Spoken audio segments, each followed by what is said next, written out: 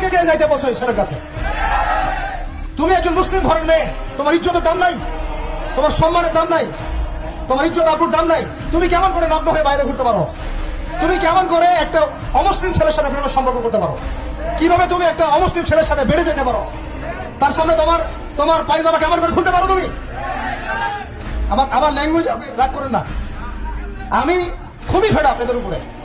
আমার কথাটা এই অংশটুকু যুবক যুবতীরা খুব ভালো করে শুনেন। দিনী বোন যাদের বয়স হায়েজ হয়ে গেছে, যাদের হায়েজ হয়েছে, এখান থেকে শুরু করে সবাই যারা বালেগ হয়েছে আমরা ছেলেরা, সবাই ভালো করে কথাটা শুনেন।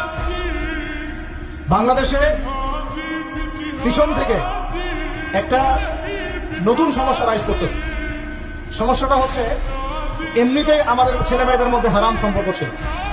এর স্কুলে কলেজে বিশ্ববিদ্যালয়ে যাচ্ছে, ফ্রি মিক্সিং এ পড়াশোনা করছে, বাসায় পর্ন দেখছে, ওখানে গিয়ে মেয়ের সাথে হারাম সম্পর্ক হচ্ছে, তারপরে প্রেমের সম্পর্কের নামে জেনা হয়ে যাচ্ছে, জেনা হওয়ার পরে ছেঁকা খেয়ে মাদক, তারপরে গান বাজনা বাদ্যযন্ত্র ইত্যাদি ইত্যাদি, জীবনটা শেষ।